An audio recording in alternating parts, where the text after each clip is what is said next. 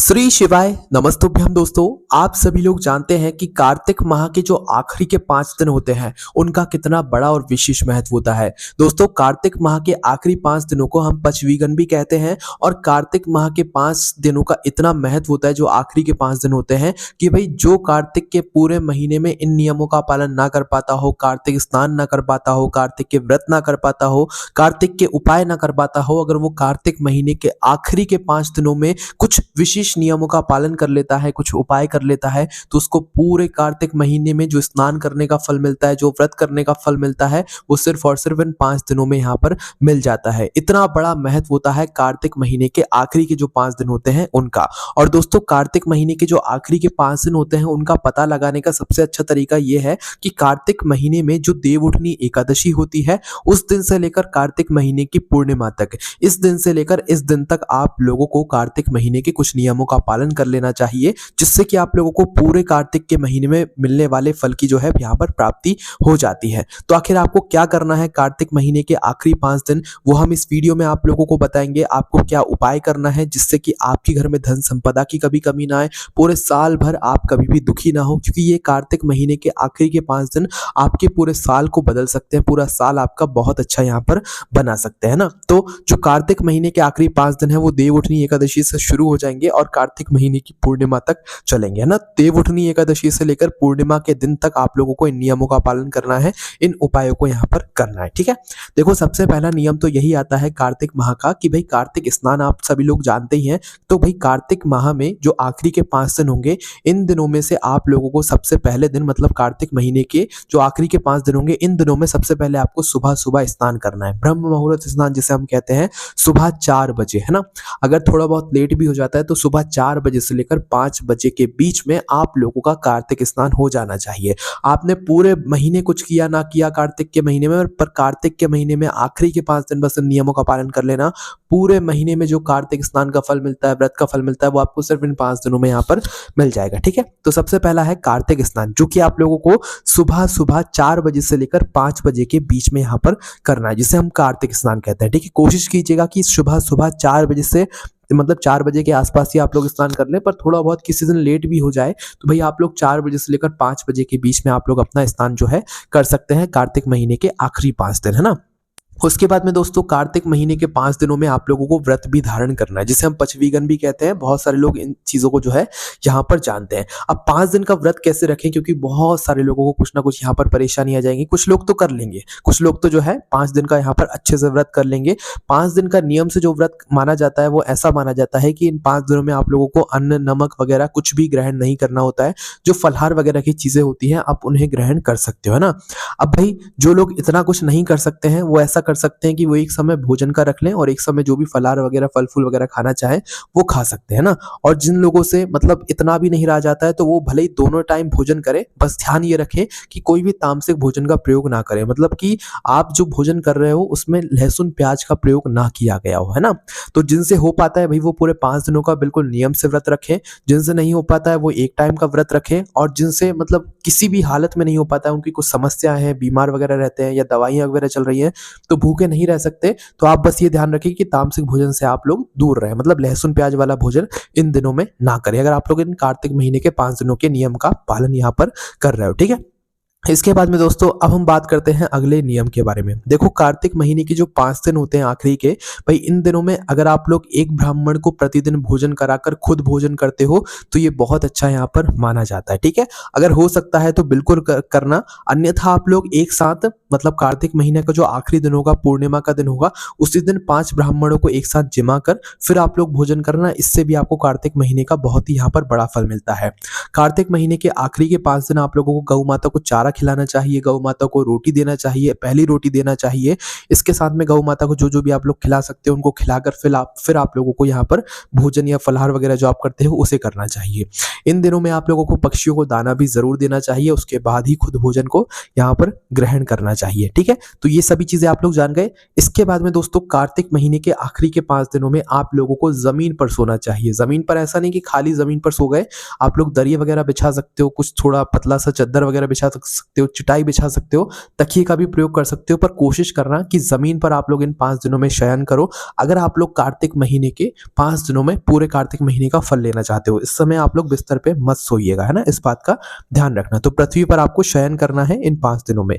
उसके बाद में आप लोग इन 5 दिनों में किसी से भी झूठ मत बोलना, कोशिश करना, पूरी कोशिश आपकी होनी चाहिए, अन्यथा गलती से तो किसी की भी मुंह से निकल जाएगा।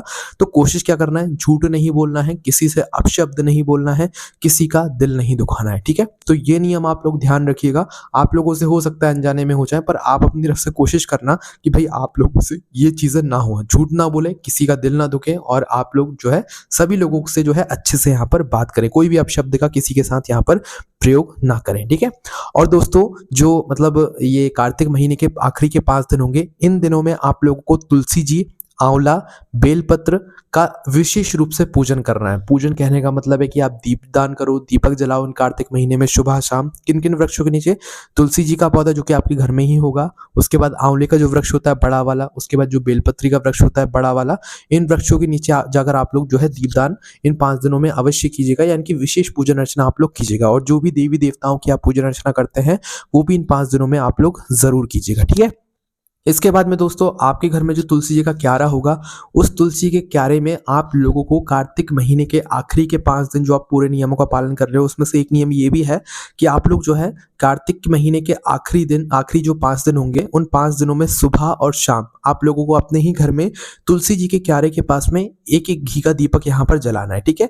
जो दीपक मिट्टी का होगा, लंबी बत्ती का होगा, उसके अंदर डलेगा शुद्ध देसी गाय की घी का दीपक, है ना, मतलब शुद्ध देसी गाय का घी उसके अंदर डलेगा। तो सुबह एक दीपक, शाम को एक दीपक, लंबी बत्ती का ही जलेगा, शुद्ध देसी गाय के घी का जलेगा, ठीक है। कोशिश करना शुद्ध देसी गाय का घी आपको मिल जाए, उसी से आप लोग जो है फिर ये दीपक यहाँ पर जलाओ। तो सुबह एक दीपक, शाम को एक दीपक, मतलब कार्तिक महीने की जो आखिरी 5 दिन होंगे उन दिनों से आप लोगों को शुरू कर देना है। सुबह एक दीपक, शाम को एक दीपक, इसी तरीके से पूरे 5 दिनों तक आप लोगों को एक एक दीपक सुबह शाम यहाँ पर लगाना है, सिर्फ अपने घर के तुलसी के क्यारे के पास में, है ना। बाकी आप लोग बेलपत्र, आंवले के, पीपल के वृक्ष के नीचे भी जाकर लगाना चाहते हो तो कोई दिक्कत वाली बात नहीं है, वहां पर जाकर भी लगा सकते हो, ठीक है। तो ये नियम आप लोगों ने सुने। कार्तिक महीने के अगर आखिरी के 5 दिनों में अगर आप लोगों ने इन नियमों का पालन कर लिया तो आप ये मानकर चलना कि आप लोगों के ऊपर भगवान शिव और भगवान जो है यहाँ पर विष्णु जी की असीम कृपा होने वाली है। माता लक्ष्मी जी भी आपके घर में जरूर आगमन करेंगी, पूरे साल भर आपके घर में सुख और शांति रहेगी। इसके अलावा दोस्तों अब हम बात करते हैं आखिरी में एक उपाय के बारे में, जो कि आप लोगों को इस कार्तिक महीने के आखिरी के 5 दिनों में करना है, जो कि पंडित जी ने खुद अपनी अभी की कथा में यहाँ पर बताया हुआ है। देखो, जो आखिरी के 5 दिन होंगे, अगर आप चाहते हो कि आपके घर में पूरे साल भर सुख और शांति रहे, माता लक्ष्मी जी का आशीर्वाद रहे, धन की कमी ना आए, पैसों की कभी कमी ना हो, आपके ऊपर कोई कर्जा ना हो, किसी भी प्रकार की दुख और परेशानी आपके घर परिवार में कभी भी ना आए, तो उसलिए दोस्तों आप लोगों को क्या करना है कि इन कार्तिक महीने के 5 दिन में, जो आखिरी के 5 दिन है पंचवीकन में, आप लोगों को सिर्फ एक उपाय करना है, ठीक है। एक उपाय हर दिन करना है और फिर आप लोग देखना कि आपको क्या यहाँ पर फल मिलता है। तो उपाय क्या करना है वो सबसे पहले सुनो। तो देखो, ये वाला जो उपाय है ये घर में से किसी एक बड़े सदस्य को करना है, विशेष रूप से घर की जो बड़ी माता बहन होगी उनमें से किसी एक माता बहन को करना है। ये उपाय भी एक नियम ही आप लोग समझ लो। आप सभी लोग प्रतिदिन शिव जी पर जल चढ़ाने जरूर जाते होंगे, ज्यादातर लोग जाते ही जाते होंगे, है ना। और आप लोगों को उपाय भी वैसा ही यहाँ पर कुछ करना है। आप लोग प्रतिदिन शिव जी पर जल चढ़ाने जाते हो, आपको वैसे ही यहाँ पर मतलब पश्चिमी में कार्तिक महीने के आखिरी के 5 दिन भी जाना है। पर जो आप 1 लोटा जल प्रतिदिन शिव जी पर जल चढ़ाने के लिए जाते हो, तो भाई अभी आप लोगों को जो है 5 दिनों तक जो है सीधा शिवलिंग पर जल चढ़ाने के लिए नहीं जाना है। क्या करना है वो ध्यान से समझो। देखो, जो आपने 1 लोटा जल घर से भरा, शुद्धता का ध्यान रखते हो, शुद्ध होकर आप लोग अपने घर से प्रतिदिन जल चढ़ाने के लिए शिव जी के मंदिर जाते हो, पर इन 5 दिनों में आप लोगों को क्या करना है, जल तो अपने घर से भरना है, 1 लोटे जल तो भरना है, पर सीधा शिव जी के मंदिर में नहीं जाना है। क्या करना है, इसी 1 लोटे जल को भरना है। सबसे पहले आपके घर के आसपास जो आंवले का पेड़ हो, उस बड़े वाले आंवले के पेड़ के नीचे जाना है और थोड़ा सा आंवले का पेड़ उस आंवले की जड़ में समर्पित कर देना है, ठीक है। थोड़ा सा, बिल्कुल, भले ही 1 बूंद भी करोगे ना चल जाएगा, पर थोड़ा सा आंवले के पेड़ के नीचे थोड़ा सा इसी 1 लोटे जल के अंदर से जल आपको समर्पित करना है। उसके बाद में उसी के पास में जो बेलपत्री का पेड़ हो, उस बेलपत्री के पेड़ के नीचे जाकर थोड़ा सा बेलपत्री के पेड़ की जड़ में आपको ये जल समर्पित करना है, ठीक है। उसके बाद में फिर जो पीपल का पेड़ आपके घर के आसपास हो, उस पीपल के पेड़ के नीचे जाना है और वहां पर जाकर थोड़ा सा जल वहां पर भी आपको समर्पित कर देना है, ठीक है। इस तरीके से इन 3 वृक्षों के नीचे थोड़ा थोड़ा जल आपको उसी 1 लोटे जल के अंदर से समर्पित करना है। इन 3 जगहों पर जल समर्पित करने के बाद फिर आप लोग सीधा पहुंच जाना भगवान शिव जी के मंदिर में, ठीक है। शिव जी के मंदिर में जैसे ही पहुंचते हो तो जाकर सीधा शिवलिंग पर जल नहीं चढ़ाना है। अभी आप लोगों को माता अशोक सुंदरी जी वाले स्थान पर फिर से थोड़ा सा जल चढ़ाना है। मतलब कि जो शिवलिंग होती है, जलाधारी होती है, जलाधारी के बिल्कुल बीचों बीच का जो स्थान होता है, वहां पर आपको थोड़ा सा जल चढ़ाना है। कहां पर? जो माता अशोक सुंदरी जी वाला स्थान होता है, यहाँ पर भी आपको थोड़ा सा जल चढ़ाना है ना। इसके बाद में दोस्तों आप लोगों को जो मतलब शिवलिंग की पीठिका होती है, मतलब पीछे के साइड का जो भाग होता है शिवलिंग के, वहां पर थोड़ा सा जल चढ़ाना है ना। मतलब उसके बाद में जो हस्तकमल होता है गौरा जी का, वहां पर आप लोगों को थोड़ा सा, मतलब जो जलाधारी होती है शिवलिंग के आसपास की, वहां पर आप लोगों को फिर थोड़ा सा जल चढ़ाना है। अब आखिरी में जाकर आप लोगों को दक्षिण दिशा में खड़े होना है, उत्तर दिशा में अपना मुख करना है और आपके लोटे में फिर जितना भी जल बचा हुआ होगा वो पूरा शिवलिंग के ऊपर एक धारा से समर्पित कर देना है, ठीक है। एक धारा से जैसे ही समर्पित कर देते हैं, उसके बाद में भगवान से वहीं पर प्रार्थना कर लेना, विनती कर लेना, जो भी आप भगवान से मांगना चाहो। बस ये काम आपको पूरे 5 दिनों तक करना है। ये एक विशेष उपाय है जो कि आप लोगों को जरूर करना है। इस उपाय का फल आपको बहुत ही जल्दी और बहुत बड़ा होकर यहाँ पर मिलने वाला है, ठीक है। तो ये काम भी आपको पूरे 5 दिन सिर्फ सुबह के समय करना है। सुबह के समय ही शिवलिंग पर जल चढ़ाया जाता है ना। बस जल चढ़ाने के पहले कुछ कुछ जगहों पर जाकर थोड़ा थोड़ा जल चढ़ाना है, फिर आखिरी में जाकर उत्तर का मुख करके दक्षिण दिशा में खड़े होकर शिवलिंग पर ये पूरा जल चढ़ा देना है, ठीक है। एक ही लोटा जल होगा, इससे ज्यादा नहीं होगा, ठीक है। उसी 1 लोटे जल में से आपको थोड़ा थोड़ा जल जो है सभी जगहों पर समर्पित करना है।